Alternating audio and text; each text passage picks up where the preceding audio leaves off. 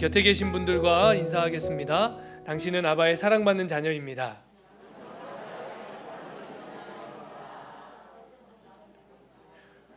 네, 우리 한 번 더 하겠습니다. 당신은 아바의 기쁨입니다.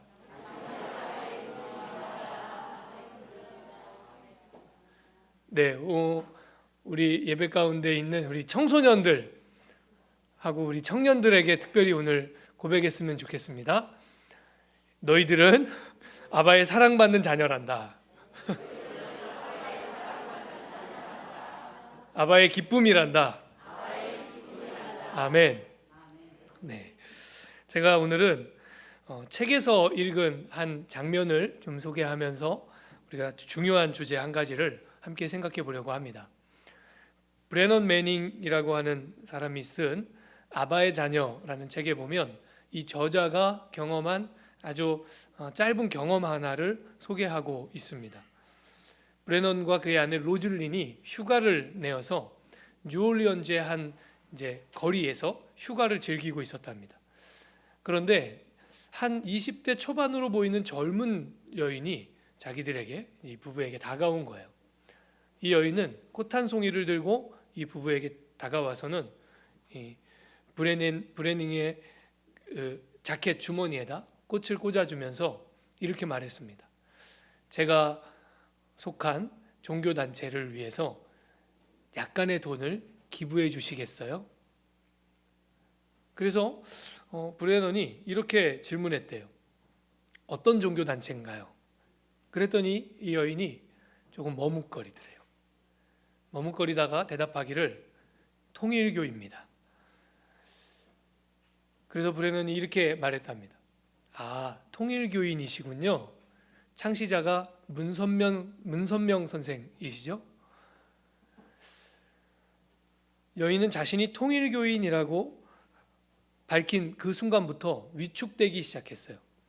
왜냐하면 누구나 다 통일교는 좀 잘못된 종교라고 하는 것을 다 알고 있었고 또 그게 사실이었기 때문이죠. 브래넌 부부가 만난 이 젊은 여자는 이단에 빠져서 그 교주에게 세뇌당한 그런 불쌍하고 나약한 사람이었던 것입니다. 그런데 브래넌이 이 여인에게 이렇게 말했대요. 제가 당신에게 해줄 말이 있어요. 당신은 자신의 양심에 아주 충직하고 성실한 사람이군요. 이렇게 길에 나와서 자신이 믿는 바를 행동으로 실천할 수 있는 걸 보니 많은 그리스도인들에게 당신의 이 모습이 도전이 됩니다. 이렇게 말했대요. 브래넌의 말이 끝나자마자 그의 아내 로즐린이 두 팔을 활짝 벌려서 이 여인을 품에 안아주었습니다. 그러자 여인이 그 품에서 이렇게 묻더래요. 그리스도인이신가요? 맞아요. 우리는 그리스도인입니다. 그러자 이 여인이 눈물을 흘리기 시작했습니다. 그러면서 이렇게 말했습니다. 제가 여기 나온 지 8시간이 되었습니다. 그런데 저를 이렇게 친절하게 대해주는 그리스도인은 두 분이 처음이세요. 다른 사람들은 저를 경멸의 눈빛으로 쳐다보았고 귀신이 들렸다고 소리를 지르기도 했고 어떤 여자는 성경책으로 저를 때리고 갔어요. 여러분은 어떻게 생각하십니까? 통일교를 위해서 기부금을 겪고 있는 이 여인을 용납하고 품에 안아준 이 브래넌 부부의 행동이 그리스도인으로서 합당한 행동일까요? 아니면 그 반대일까요? 우리가 지난 몇 주 동안 반복해서 생각한 말씀이 있는데 창세기 2장 7절의 말씀입니다. 창세기 2장 7절. 이제 무슨 내용인지 딱 아시죠? 여호와 하나님이 땅의 흙으로 사람을 지으시고 그 코에 생기를 불어넣으시니 사람이 생명이 되니라. 아멘. 하나님이 우리에게 원하시는 것은 우리가 지금 여기에서 생명, 영이 살아있는 존재로 사는 것이라고 했습니다. 그런데 아주 중요한 고민 하나가 남아 있어요. 그럼 도대체 영이 살아있는 존재로 산다는 게 무엇일까 하는 것입니다. 어떻게 사는 것이 영이 살아있는 존재로 사는 것인가요? 먼저 하나님이 우리에게 생기를 불어넣으셨다 할 때 이 생기라는 단어를 우리가 좀 생각해 보려고 합니다. 이 생기라는 단어는 그 원어 그냥 단어 뜻으로만 하자면 첫 번째로는 사람의 호흡을 의미합니다. 우리 다 숨을 쉬잖아요. 그 숨, 호흡, 이것이 바로 그 생기라는 단어의 첫 번째 뜻이에요. 또 어떤 뜻이 있냐면 이렇게 바람이요. 바람이 분다 할 때 그 바람이 곧 생기입니다. 그런데 창세기 2장 7절에서는 이 생기가 사람의 코에서 나오는 숨을 얘기하지 않고 어디에서 나오는 것입니까? 하나님의 입에서 나와요. 그래서 이 본문 안에서는 이 생기라는 단어가 사실 영이라고 번역해야 가장 합당합니다. 즉 하나님께서는요, 우리에게 하나님의 영을 불어넣어 주신 거예요. 하나님이 왜 우리에게 하나님의 영을 불어넣어 주셨을까요? 그 이유는 너무 자명합니다. 우리에게 하나님의 영이 있어야, 우리 안에 영이 있어야 하나님과 교제하며 살 수 있기 때문이에요. 하나님은 우리가 하나님과 풍성한 사랑의 관계 속에 살기를 원하셨어요. 그래서 우리 안에 당신의 영을 불어넣어 주신 것입니다. 그러니까 창세기 2장 7절의 말씀은 하나님이 우리를 만드실 때 하나님과 교제하는 존재로 만드셨다, 이런 뜻이에요. 어려운 게 아닙니다. 성 어거스틴은 그래서 그의 책 고백록에서 아주 중요한 말을 남겨놨어요. 당신께서는, 하나님께서는 우리를 당신을 향하도록 지으셨기에 우리의 마음은 당신 안에서 안식할 때까지 쉴 수 없습니다. 이렇게 고백했어요. 특별히 어거스틴이 말하는 안식이라고 하는 것은요, 우리가 좋은 휴양지나 휴가지에 가서 느끼는 그런 어떤 편안한 마음, 이런 게 아니에요. 어거스틴이 말하는 안식은 순례자가 오랜 순례의 길을 다니다가 다시 자기의 자리로 돌아왔을 때 느껴지는 그 평화로움, 그게 바로 어거스틴이 말하는 안식입니다. 오랜 방황의 세월을 보내고 진정으로 자기의 자리를 찾았을 때 비로소 느껴지는, 아, 여기가 내 자리구나, 그런 마음, 그것이 바로 어거스틴이 말하는 안식이에요. 그래서 이 어거스틴이 표현한 안식을 성경 안에서 제일 정확하게 표현하고 있는 장면이 어디냐면 누가복음 15장의 탕자의 비유예요. 둘째 아들이 아버지의 재산의 반을 잘라서 먼 나라로 갑니다. 그 나라에서 어떻게 살았다고 되어 있습니까? 허랑방탕하게 살았다고 되어 있어요. 그래서 아버지 재산을 다 탕진해버리고 말아요. 뿐만 아니라 하나님의 자녀로서, 하나님의 백성으로서의 정체성을 다 잃어버립니다. 그리고 나서 아버지 집으로 다시 돌아오죠. 저 멀리서 돌아오는 아들을 아버지가 먼저 발견해요. 그리고 나서 어떻게 합니까? 누가복음 15장 20절에 보니까 아직도 거리가 먼데 아버지가 그를 보고 측은히 여겨 달려가 목을 안고 입을 맞추니, 돌아온 둘째 아들이 아버지의 품에 안겼을 때 비로소 느끼는 것, 그것이 바로 어거스틴이 말한 안식이에요. 굳이 표현하자면 여기가 내 자리였구나, 여기가 바로 내 자리구나 하는 그 마음이 안식입니다. 여러분, 사람이 사는데 자리는 참 중요합니다. 사람에겐 자리가 있어야 돼요. 과거에 어느 기업이 사원을 해고하기 위해서 했던 일을 기사로 읽은 적이 있어요. 이 기업은요, 어느 날 이 사원의 업무 보던 책상을 원래의 자리에서 복도로 옮겨놨답니다.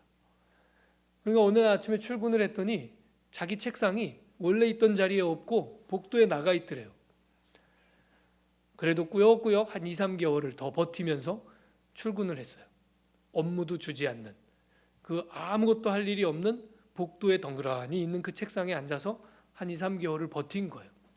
버티다 결국에는 못 버티고 사표를 내고 이 사람이 나오게 됩니다. 그런 일을 당할 때 사람은 참을 수 없는 모욕감을 느끼게 되죠. 그러니까 사람에게 자리를 빼앗는다고 하는 것은 이건 굉장한 폭력입니다. 사람에겐 자리가 그렇게 필요한 거예요. 이 사람은 단지 일을 빼앗긴 것이 아니고 단지 급여를 빼앗긴 게 아니에요. 자리를 빼앗긴 사람은요, 깊은 모욕감을 느끼고 깊은 상실감을 느낍니다. 여러분, 우리가 일자리가 사라져도 이렇게 깊은 상실감이 느껴지는 것인데, 우리의 영혼의 자리를 찾지 못하면, 그러면 그 상실감이라고 하는 것은 다른 어떤 것으로도 메울 수 없는 것입니다. 어거스틴은 모든 인생이 그 영혼의 자리를 찾지 못하고 방황하는 모습을 보았고, 사실은 자기의 영혼이 그렇게 방황해 본 사람이에요. 그래서 그 영혼의 자리를 찾기 위해서 공부를 해보기도 했고, 그 영혼의 자리를 찾아보겠다고 마니교에 들어가서 마니교를 믿어보기도 했어요. 그런데 어거스틴이 그 영혼의 자리를 어디에서 찾았느냐? 하나님 아버지를 만났을 때 비로소 여기가 바로 내 자리구나 하고 느꼈다는 것입니다. 누가복음의 탕자처럼 모든 사람은 하나님 품에 안겨서야 비로소 그 안식을 누릴 수 있습니다. 바로 그 품이 우리가 본래 있어야 할 자리입니다 하는 것이 바로 창세기 2장 7절이 우리에게 알려주는 복음의 진리예요. 창세기 2장 7절은 단지 그냥 하나님이 사람을 만드셨습니다 이 얘기를 해주고 싶은 게 아니고, 정말로 해주고 싶은 얘기는 뭐냐면 하나님 아버지의 품이 바로 사람이 있어야 할 진짜 자리입니다. 이 얘기를 우리에게 해주는 것입니다. 그 사실을 알려주기 위해서 예수님이 하나님에게 붙여드린 아주 특별한 호칭이 하나 있습니다. 이 호칭은 너무너무 특별하고 중요해요.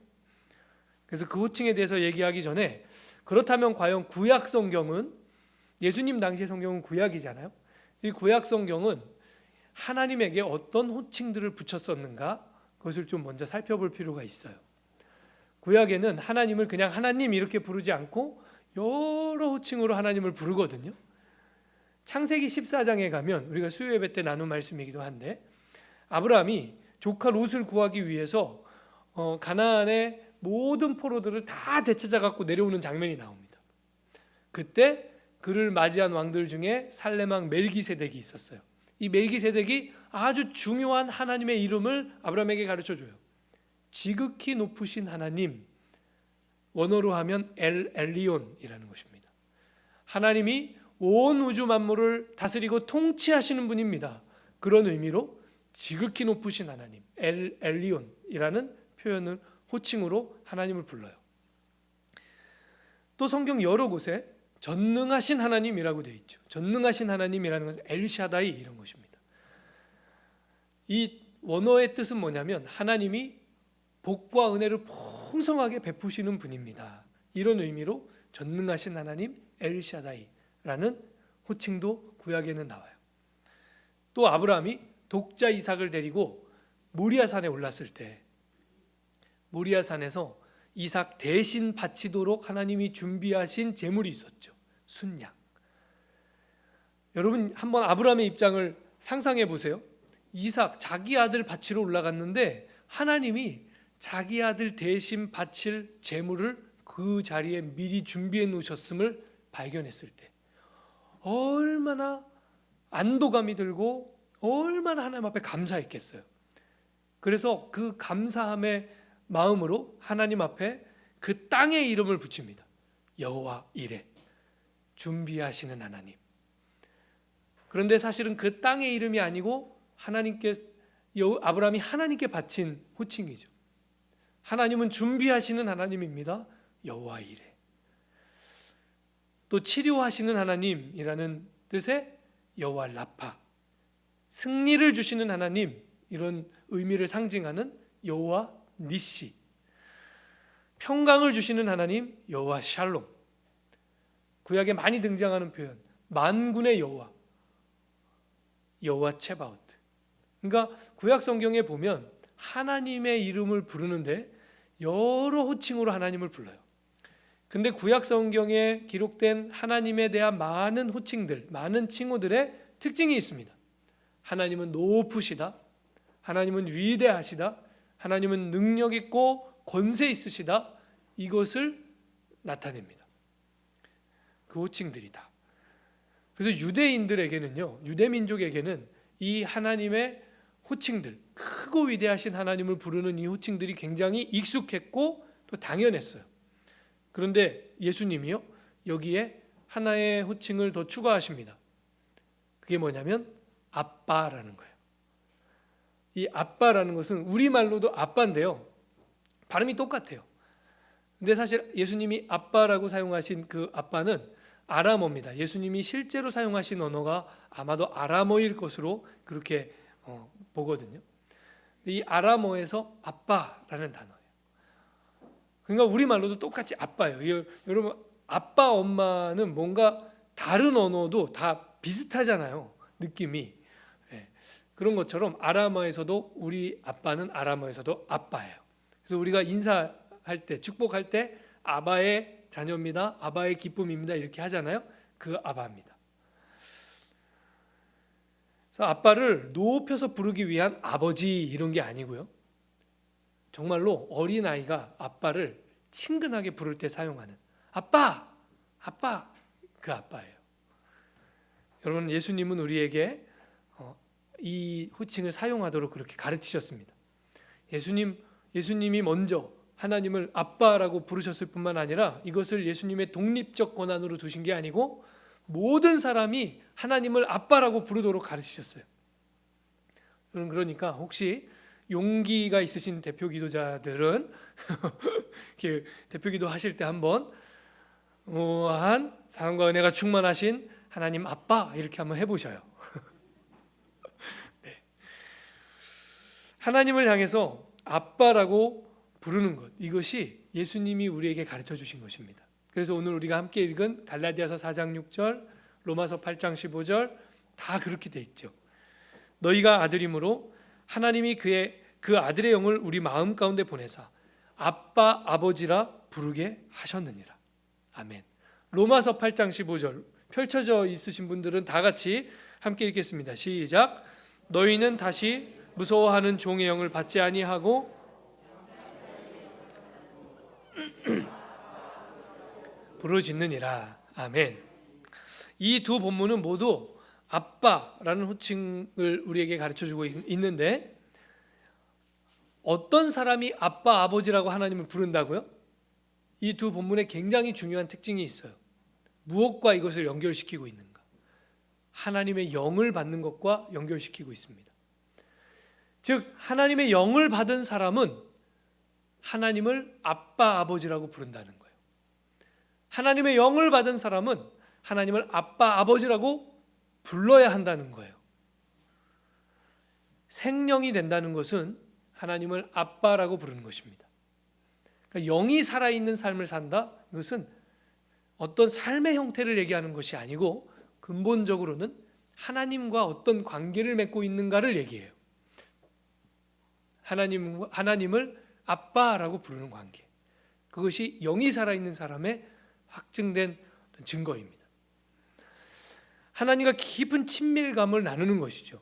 여러분은 하나님과 어떤 관계를 맺고 계십니까? 하나님을 아빠라고 부르는 그런 친근하고 친밀한 관계를 지금 누리고 계십니까? 많은 그리스도인들이 자꾸 이 관계를 잃어버려요. 하나님은 아빠와 자녀의 친근하고 친밀한 관계를 나누고 누리기 원하시는데, 그래서 우리에게 성령을 부으시고 우리를 생명되게 하셨는데, 우리는 자꾸 하나님과의 관계를 어떤 무거운 형식 속에 가둡니다. 특별히 종교적인 틀 속에 하나님과의 관계를 자꾸 가둬요. 예수님이 왜 하나님을 아빠라고 부르셨는지 아십니까? 왜 그러셨을까요? 왜 우리에게도 하나님을 아빠라고 부르도록 그렇게 가르치셨을까요? 그 이유가 정말 중요해요. 예수님 당시의 분위기는 감히 하나님을 아빠라고 부를 수 없는 그런 어떤 무거운 분위기였습니다. 하나님은 높으시고요, 하나님은 위대하시고요, 하나님은 저 멀리 계시고요, 하나님은 지성소에 계시기에 종교 권력자들을 통하지 않고서는 하나님을 만날 수 없는 그러한 분위기, 그게 당시의 유대교의 상황이었고 유대교의 분위기였어요. 직접 하나님을 찾아가서 만날 수가 없어요. 그러니까 그런 시대에 감히 하나님을 아빠라고 부르며 하나님과 친밀하고 친근하고 이럴 수가 없는 것이죠. 여러분, 오늘날의 교회는 어쩔 수 없이 종교라고 하는 형식을 갖추고 있습니다. 그런데 이것은 어쩔 수 없는 어떤 선택이에요. 종교여야만 하는 것이 아니고요. 종교라는 형식을 가지고 있기에 우리는 무엇을 생각해야 되냐면 이 종교라고 하는 틀이 가지고 있는 한계성이 뭔지를 반드시 생각해야 됩니다. 그 한계성을 놓치면 우리의 신앙이 변질되기 시작해요. 뭐냐면 교회가 너무 탄탄한 조직을 갖추고 너무 완벽한 시스템을 만들고 그 체계를 가지고 교회가 운영되면 오늘날의 교회는 사람을 생령되게 하는 그 힘을 상실하기 시작합니다. 여러분, 교회는요, 왜 필요한 것입니까? 교회의 존재의 이유와 목적은 사람을 생령되게 하는 데 있습니다. 사람이 하나님이 창조하신 대로 생령되어서 영이 살아있는 존재로 살게 돕는 곳, 그것이 교회예요. 그런데 교회가 그 일을 하지 못하게 되는 상황이 벌어져요. 교회 안에서 생령되게 하는, 사람을 생령되게 하는 일이 멈추기 시작하면 그때부터 교회가 뭘 열심히 하기 시작하냐면요, 사람들을 종교라고 하는 체계에, 그 시스템에 길들이기 시작합니다. 여러분, 종교에 길들여지는 것과 영이 살아있는 존재가 되는 것은 서로 다른 것입니다. 영이 살아있는 존재가 되면 그 속에서 절로 믿음이 자랍니다. 그런데 그냥 종교에 길들여진 사람, 믿음이 생기지 않아요. 종교에 길들여지고 그 종교라고 하는 시스템과 체계에 길들여지고 그 문화에 길들여지고 이것과 정말로 하나님의 말씀을 공급받고 영이 살아서 살아가는 것과 전혀 다릅니다. 이것은 다를 뿐만 아니라 본질적으로는 서로 극과 극에 있어요. 영이 살아있는 존재가 되는 것은 하나님 안에만 있는 자유를 받아서 누리는 일이에요. 그런데 종교에 길들여지고 종교라고 하는 시스템과 체계에 길들여지는 것은 사실은 그 틀에 속박되고 구속되는 것입니다. 그래서 이것을 본질적으로 구분하면 서로 전혀 다른 극과 극이에요. 하나님은 우리에게 당신의 영을 불어넣어 주셨습니다. 여러분, 이것은 놀라운 사건입니다. 하나님이 우리에게 하나님의 영을 불어넣어서 영이 살아있는 존재로 우리를 만드신 거예요. 그래서 우리는 천하보다 귀합니다. 우리 자신이 대단해서가 아니라 우리 안에 고귀한 것이 담겨 있어서 우리가 귀한 거예요. 여러분, 금잔이 하나 있습니다. 그런데 이 금잔 안에 똥물이 들었어요. 플라스틱 컵이 하나 있는데 이 플라스틱 컵 안에는 마시면 살아나는 생명의 물이 담겨 있어요. 여러분, 뭐가 더 귀합니까? 뭐를 가지시겠습니까? 생명의 물이 담겨져 있는 플라스틱 컵을 선택하시겠어요? 똥물 들어있는 금잔을 선택하시겠어요? 여러분, 우리는 깨어지기 쉬운 질그릇이라고 그렇게 표현되어 있죠. 그런데 이 질그릇 안에 고귀한 보배를 하나님이 담아 놓으신 거예요. 그 코에 생기를, 그 코에 영을 불어넣으심으로 우리가 천하보다 귀한 존재, 그 어디에서도 그 어떤 것으로도 바꿀 수 없는 그런 놀라운 존재가 된 것입니다. 우리는 질그릇에 불과하지만 우리 안에 영이, 하나님의 영이 우리 안에 계셔서 여러분, 우리가 천하보다 귀한 그런 존재가 된 줄로 믿습니다. 그런데 교회가 탄탄한 체계, 조직, 시스템이 되면 그때부터 어떤 일을 하기 시작하냐면 그 조직과 시스템이 한 영혼의 가치를 누르기 시작해요. 예수님 당시 유대교가 그렇게 했던 거예요. 조직이 더 중요해요. 시스템이 더 중요해요. 그래서 한 영혼의 가치를 자꾸 눌러요. 한 영혼의 가치를 억압해요. 여러분, 한 영혼의 가치가 모든 조직의 가치보다 더 큽니다. 그게 성경이 우리에게 가르쳐 주는 거예요. 하나님이 조직에 하나님의 영을 부으셨습니까? 성경에 그렇게 기록되어 있습니까? 하나님이 시스템에다가 하나님의 영을 부으셨다 이렇게 되어 있습니까? 아니요. 성경이 말씀하고 있는 것은 하나님께서 한 사람 한 사람에게, 사도행전 2장에서도 각 사람 위에 하나님의 영이 부어졌다는 거예요. 즉 하나님은 조직과 체계에 하나님의 영을 부으신 게 아니에요. 여기에 뭐 10,000명 모이고 10만 명 모여 있다고 거기에 하나님의 영을 부으십니까? 아니에요. 하나님은 각 사람에게, 각 심령에게 하나님의 영을 부으셨습니다. 그렇다면 뭐가 더 큽니까? 뭐가 더 소중하고 뭐가 더 중요합니까? 조직과 체계가 아니라 한 영혼의 가치가 훨씬 크고 중요한 것입니다. 그게 더 무거운 것입니다. 그런데 교회가 이것을 잃어버리면, 그러면 그때부터 이게 뒤바뀌어요. 이 지점에서 교회가 빛을 잃어가기 시작합니다. 여러분, 우리의 가치는 이 조직과 체계보다 훨씬 큰 것입니다. 하나님의 영이 우리 안에 계시기에. 예수님이 굳이 하나님을 아빠라고 부르신 이유가 바로 여기에 있어요. 우리에게 하나님을 아빠라고 부르게 하신 이유가 바로 거기에 있고, 오늘 로마서와 갈라디아서에서 사도 바울이 하나님의 영을 받은 사람은, 하나님의 영이 임한 사람은 하나님을 아빠 아버지라고 부를 수 있고 하나님께 아빠 아버지라고 부르게 된다 하는 이 말씀의 의미가 바로 거기에 있습니다. 당시 유대교가 종교라고 하는 시스템과 체계 속에 한 사람 한 사람의 영혼들을 다 짓눌러서 그렇게 되었을 때 예수님께서 하나님을 아빠라고 부르라고 그러시면서 그 시스템에 갇히지 말고 깨어서 하나님과 단독의 관계를 맺으라고, 하나님을 각자 다 아빠라고 부르며 하나님과 친근하고 친밀한 관계 속에서 살아가라고, 그렇게 가르치려고, 그런 뜻으로 우리에게 말씀해 주신 이 이름, 바로 아빠입니다. 구약 성경에 멋있는 이름들이 많지만 예수님은 우리에게 하나님을 아빠 이렇게 부르라고 가르쳐 주신 거예요. 여러분, 하나님을 아빠라고 부르시기 바랍니다. 아바의 자녀된 나, 영이 살아있는 존재로서의 고귀하고 가치 있는 나를 찾으시기 바랍니다. 그게 기독교 신앙의 의미예요. 성경을 통해 하나님의 감동을 공급받으면서 살라 하는 것은 지금보다 더 종교적인 사람이 되십시오 이런 의미가 아닙니다. 우리는 이미 이 종교라고 하는, 사실은 이건 나쁜 건 아니에요. 좋은 시스템입니다. 좋은 체계입니다. 여기에 이미 우리는 많이 익숙해져 있어요. 그래서 우리가 정말로 붙잡아야 되는 건 뭐냐?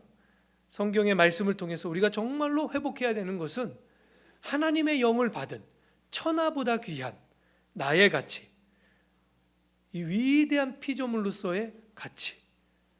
나는 비록 질그릇이지만, 그래서 깨어지기가 쉽지만, 그러나 이 질그릇 안에 고귀한 영을 부어주신 그 하나님의 놀라운 은혜, 여러분 그것을 깨닫고 그 안에서 살라 하는 것이 바로 생명이 되어 살라는 의미예요. 그래서 우리가 예수 잘 믿는다 하잖아요.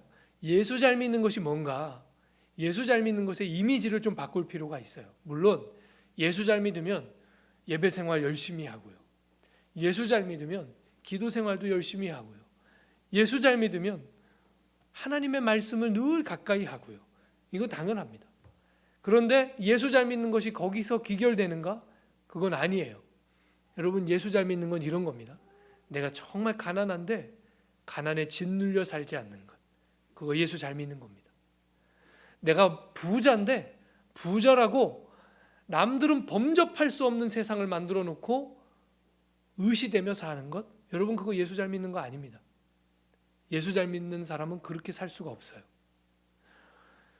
내가 못 배웠다고 주눅 들어서 살지 않는 것, 그것이 예수 잘 믿는 거예요. 내가 많이 배웠다고 남들 무시하고 그들 위해 군림하면서 살려고 하지 않는 것, 여러분 그것이 예수 잘 믿는 것이고요. 예수 그리스도께서 친히 우리에게 생명의 떡이 되어 주신 것처럼 나도 남을 위해 떡이 되어 살겠다고 하는 것, 그것이 예수 잘 믿는 것입니다.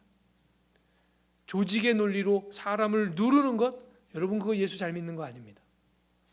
한 영혼의 가치를 천하보다 귀한 줄로 알며, 그래서 한 영혼 한 영혼 안에 하나님의 영이 담겨 있다고 하는 것을 늘 생각하며 사는 것, 여러분 그것이 바로 예수 잘 믿는 것이에요. 예수님이 믿고 가르쳤던 그 고귀한 가치들은 믿지도 않고 따르지도 않으면서 주여 주여 한다고 천국 갑니까? 여러분 예수님은 주여 주여 하는 자마다 다 천국에 들어갈 것이 아니라고 우리에게 분명히 말씀하셨어요. 중요한 것은 예수님이 무엇을 믿으셨는가, 예수님이 무엇을 따르셨는가, 우리도 그것을 믿고 따르는 것, 그것이 예수 잘 믿는 것입니다. 우리가 성경을 통해서 영이 살아있는 존재로 사는 것, 여러분 그게 하나님을 기쁘시게 하는 것이에요. 우리가 대단한 업적이 있어야 하나님이 기뻐하시는 것 아니고요. 하나님이 정말로 기쁘신 것은 우리가 영이 살아있는 존재로 살 때, 그래서 예수 잘 믿고 살 때 하나님 우리 기뻐하십니다. 여러분 진정으로 생명 되시기를 바랍니다. 날마다 생명의 영을 공급받고 영이 살아있어서, 그래서 세상에서 어떤 형편에 있든지, 내가 세상에서 어떤 위치에 있든지, 내가 어떤 일을 만나든지 영이 살아있어서 하나님 아버지 앞에 예수 잘 믿는 사람으로 그렇게 사는 저와 여러분 다 될 수 있기를 주님의 이름으로 축원합니다. 기도하겠습니다.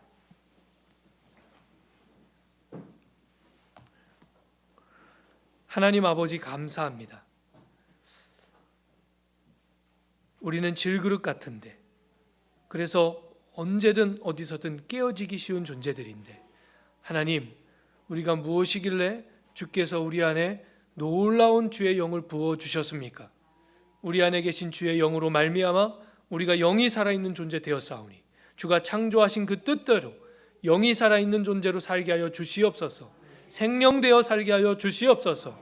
그래서 세상에서 어떤 형편이 되든지 무엇을 만나든지 하나님 아버지 앞에 아빠 아버지라고 부르짖으며 아빠 아버지를 고백하며 살아갈 수 있도록 주여 우리에게 믿음 더하여 주시옵소서. 예수님의 이름으로 기도합니다. 아멘.